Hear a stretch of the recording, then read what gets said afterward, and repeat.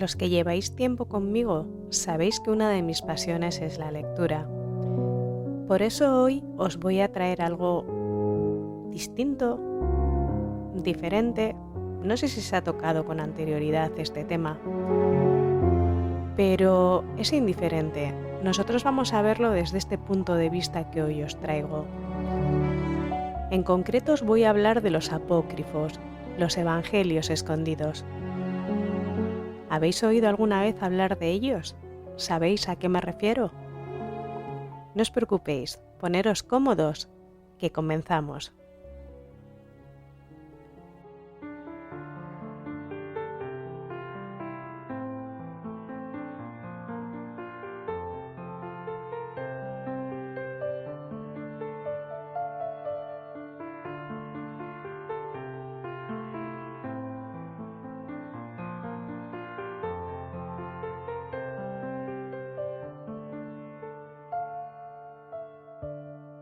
Los mitos y las leyendas son historias que se transmiten de generación en generación a través de la tradición oral.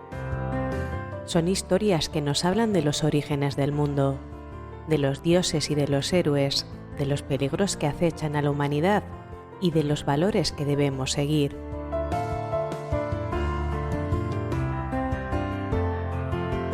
Los mitos y las leyendas suelen estar llenos de elementos fantásticos, como criaturas sobrenaturales, poderes mágicos y acontecimientos imposibles. Sin embargo, no son simples historias de fantasía. Tienen una función importante en las sociedades humanas.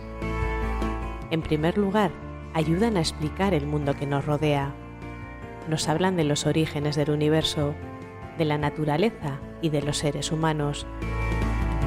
En segundo lugar, los mitos y las leyendas transmiten valores morales y sociales. Nos enseñan qué es bueno y qué es malo, qué debemos hacer y qué debemos evitar. En tercer lugar, los mitos y las leyendas proporcionan un sentido de identidad y pertenencia. Nos conectan con nuestra cultura y con nuestros antepasados. Si tiene nombre, existe. Para los que no me conozcáis, mi nombre es Blanca y os invito a quedaros conmigo. ¿Comenzamos?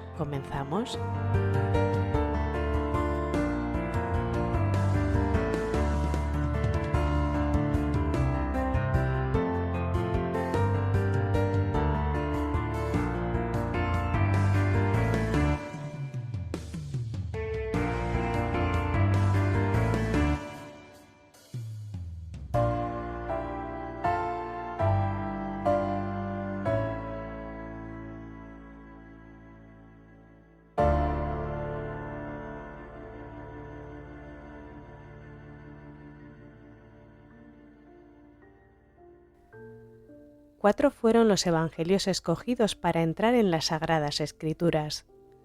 4 fueron los apóstoles afortunados, cuyos escritos pasarían a formar parte del hilo más vendido y leído de la historia de la humanidad.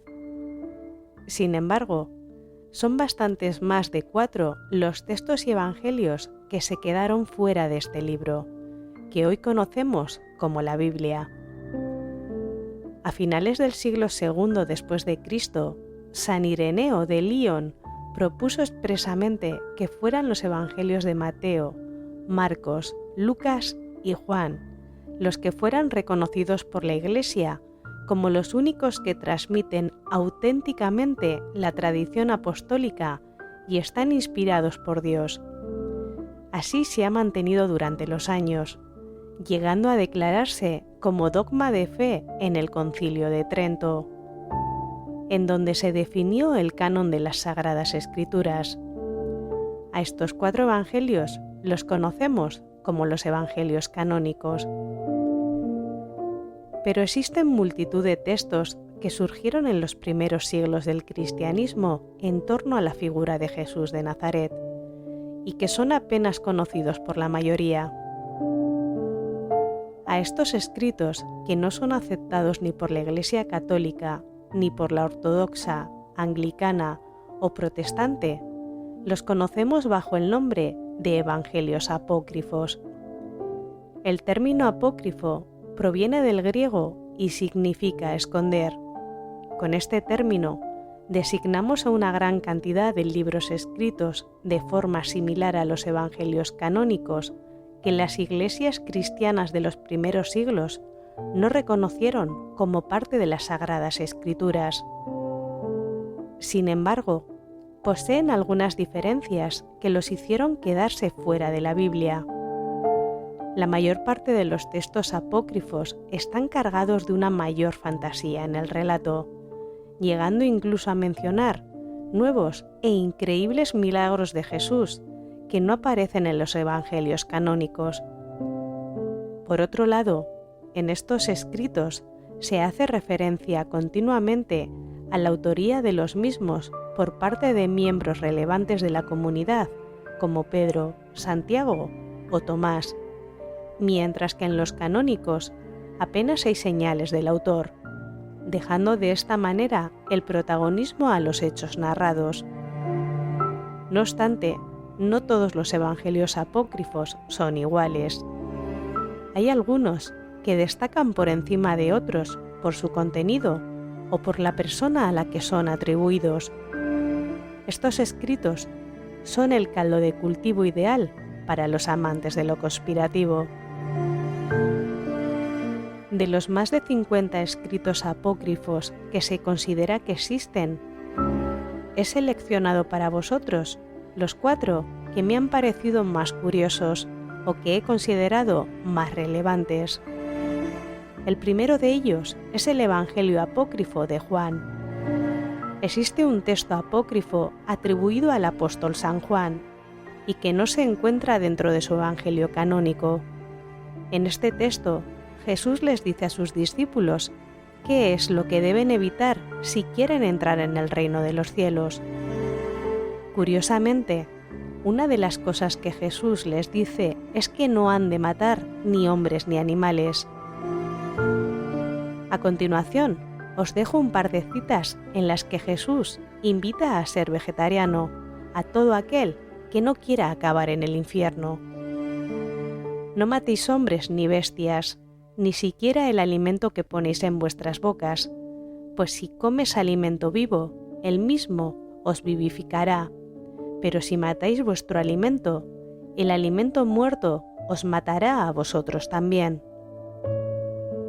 Comed siempre de la mesa de Dios, las frutas de los árboles, el grano y las hierbas del campo, la leche de las bestias y la miel de las abejas. Se conoce como Evangelio de Tomás a una colección de 114 dichos atribuidos a Jesús de Nazaret. Varios de los dichos son similares a los que aparecen en los evangelios canónicos, pero otros son totalmente novedosos. Se estima que fue escrito en el siglo I, por lo que lo hace bastante relevante. Uno de los motivos por los que he decidido hablar de él es por cómo aparece reflejado el papel de la mujer para Jesús, igualándola al hombre.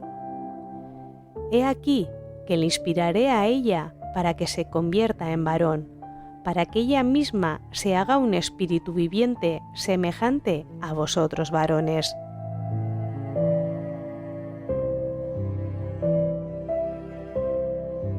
Es posible que siempre hayamos tenido la imagen de Judas Iscariote como el malo de los apóstoles.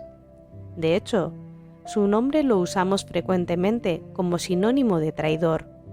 Sin embargo, en el texto apócrifo conocido como Evangelio de Judas, se refleja una visión muy distinta de este discípulo.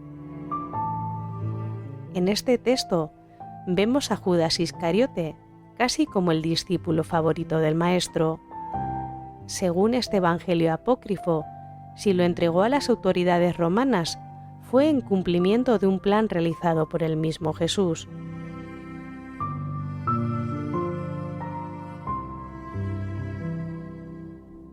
Llamamos Evangelio de María Magdalena a una serie de escritos apócrifos escritos entre los años 60 y 80, que citan a una discípula de Jesús llamada María. Los especialistas la identifican como María Magdalena, que aparece en los evangelios canónicos. En los 3 únicos fragmentos que se conservan, no se hace ninguna mención al autor de los mismos.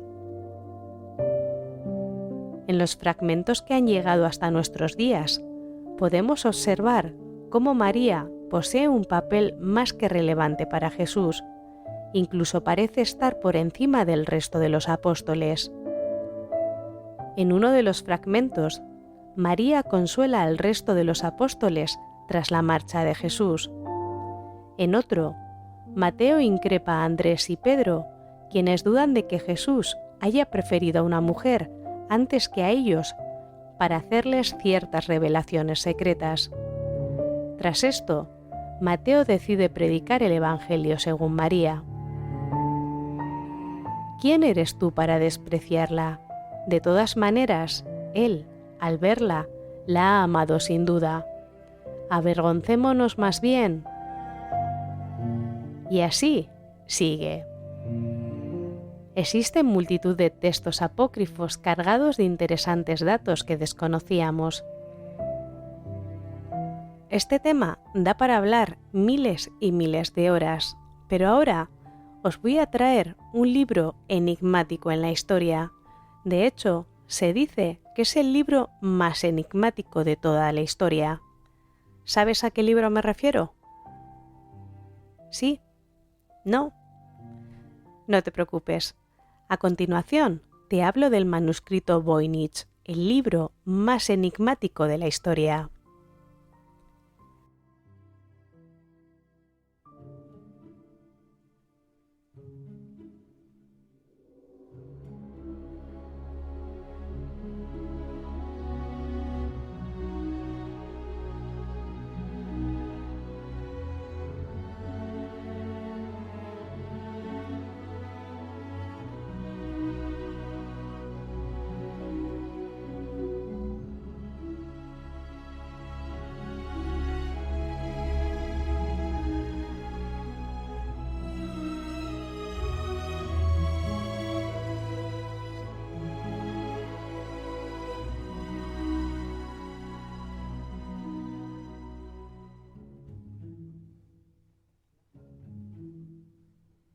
Walking through the dark night, calling out your name, waiting for an answer. Or do we end up here? We're trying to find a shoreline with no ground beneath my feet. I miss your hand in mine now. I try to understand the cold we are.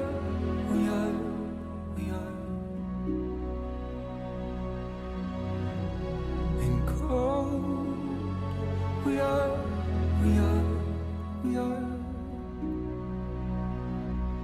And baby, we're lost. Come home with me. And baby, we're lost. Come home.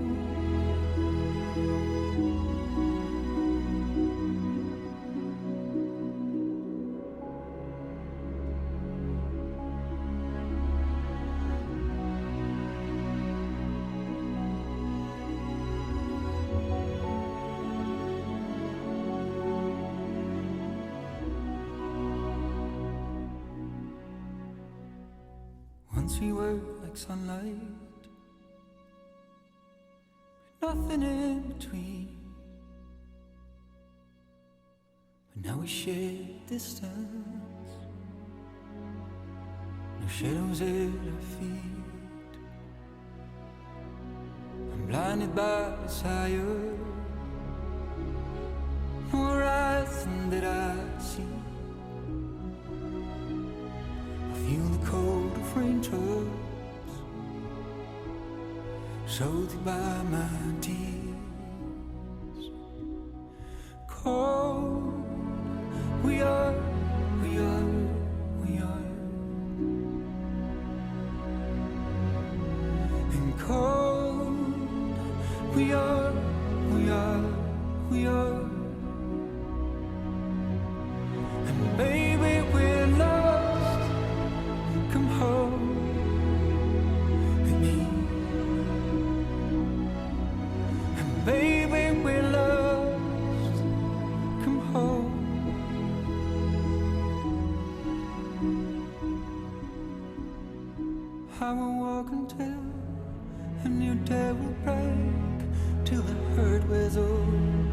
and the storm will fade. We will talk again about the difference, and we both will see that our love is grown. And baby, we're lost. Come home with me. And baby, we're lost. Come home.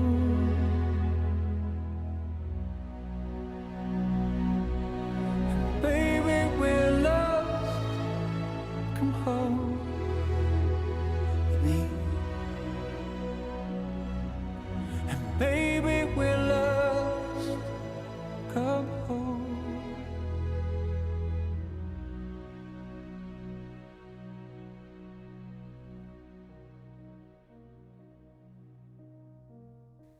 Lo llaman el santo grial de la criptografía. Se trata del manuscrito Voynich, también conocido como el código Voynich. Se trata del libro más enigmático del que se tenga registro en la historia, escrito hace más de 500 años, y cuyo idioma, cuya lengua, aún no ha podido ser traducida. Es un maravilloso volumen repleto de dibujos e ilustraciones de temáticas diversas. Temas fascinantes que serían de gran interés para científicos e historiadores, si no fuera porque nadie, absolutamente nadie, ha podido traducirlo. Pero aún no te he dicho todo. El manuscrito Voynich esconde todavía más misterios que te sorprenderán.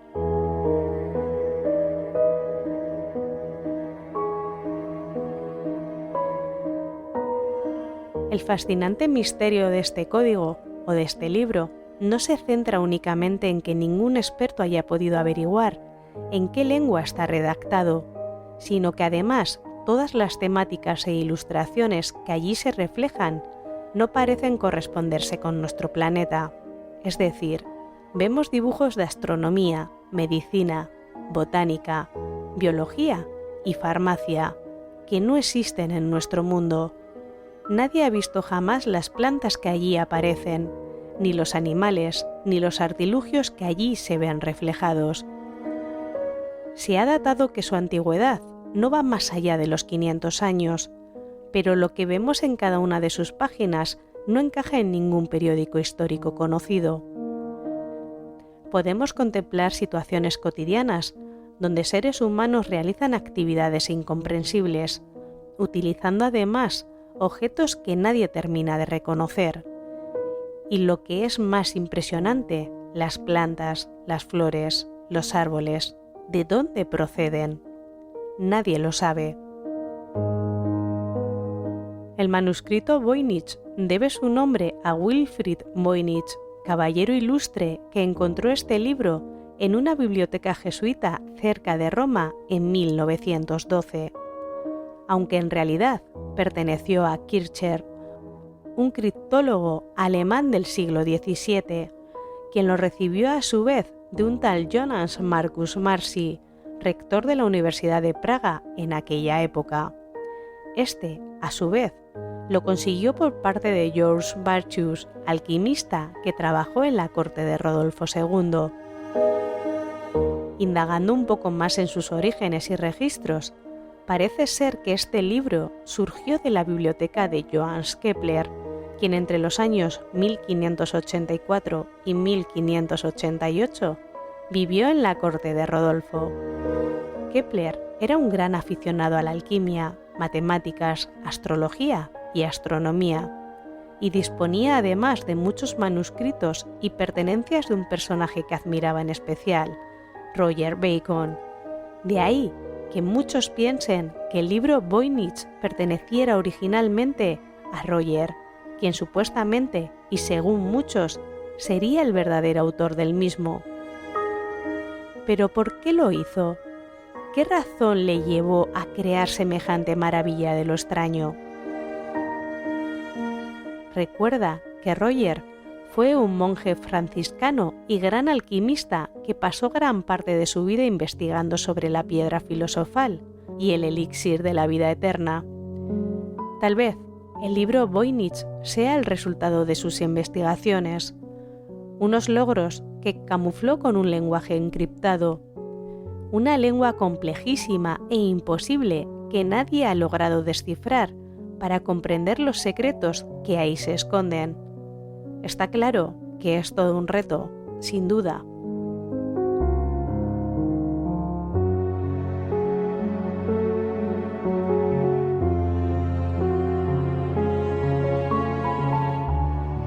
Una de las teorías más populares sugiere que el manuscrito Voynich podría ser un compendio de conocimiento antiguo.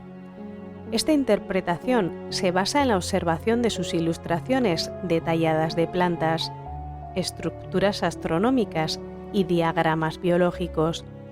Algunos expertos proponen que el libro podría haber servido como una especie de enciclopedia o manual médico. Sin embargo, dada la dificultad para comparar sus imágenes con las de un periodo histórico en concreto, esta hipótesis pierde peso. Otra interpretación sugiere que el código Voynich podría ser un engaño elaborado. En la historia de la ciencia y la literatura, no son raros los ejemplos de obras creadas para engañar o impresionar a un público específico, y el manuscrito Voynich podría ser uno de estos casos.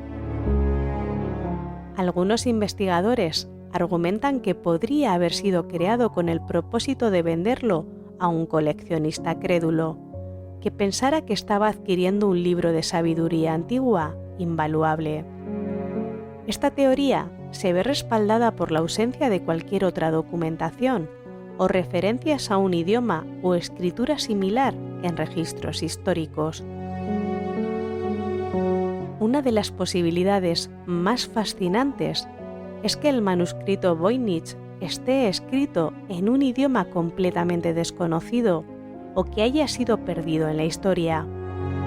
Esta teoría sugiere que el código Voynich podría ser el único vestigio de una lengua y cultura que desapareció sin dejar otras huellas.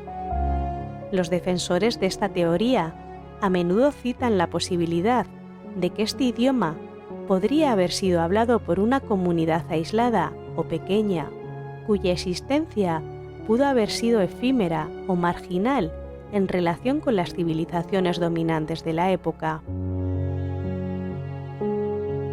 Una interpretación alternativa es que el manuscrito Voynich podría ser un códice esotérico destinado a transmitir conocimientos ocultos o místicos a un grupo selecto de iniciados. Esta teoría se apoya en la complejidad de los diagramas y el formato enigmático del texto, que podrían indicar un intento de ocultar información importante a aquellos que no estén versados en ciertos rituales o principios esotéricos. Finalmente, algunos proponen que el manuscrito Voynich sea una forma de arte conceptual temprano, una obra creada por un autor desconocido que deseaba explorar los límites del lenguaje y la comunicación. En esta interpretación, el manuscrito sería un artefacto diseñado para desafiar las convenciones y provocar la reflexión sobre la naturaleza de la escritura y el conocimiento, similar a las obras de arte modernas que utilizan medios no convencionales para expresar ideas complejas o críticas. El manuscrito podría ser un intento temprano de romper con las tradiciones literarias y visuales de su tiempo. En definitiva, el manuscrito Voynich continúa siendo una de las obras más enigmáticas y estudiadas en la historia de los textos antiguos, aunque su verdadero propósito y significado puedan permanecer ocultos. Las múltiples interpretaciones que ha inspirado destacan su importancia como un catalizador para la investigación y la especulación en campos que van desde la criptografía hasta la historia del arte. ¿Y vosotros qué pensáis sobre el manuscrito Voynich? ¿Cuál de las posibles interpretaciones que se le asocian te resulta más creíble? Anímate y deja un me gusta o un comentario. Y ahora sí, hasta aquí el programa de hoy. Y no miré sin recordaros antes que si tiene nombre, existe. Cuidaros mucho.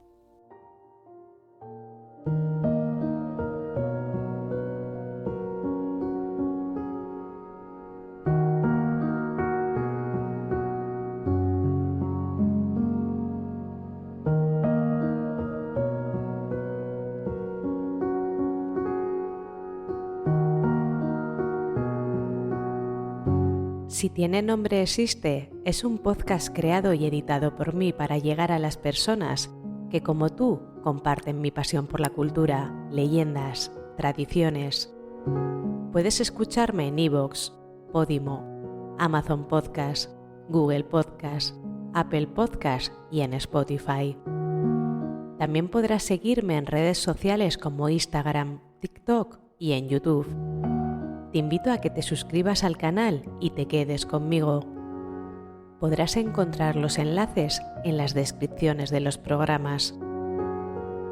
Gracias por estar al otro lado escuchándome y recuerda, si tiene nombre, existe.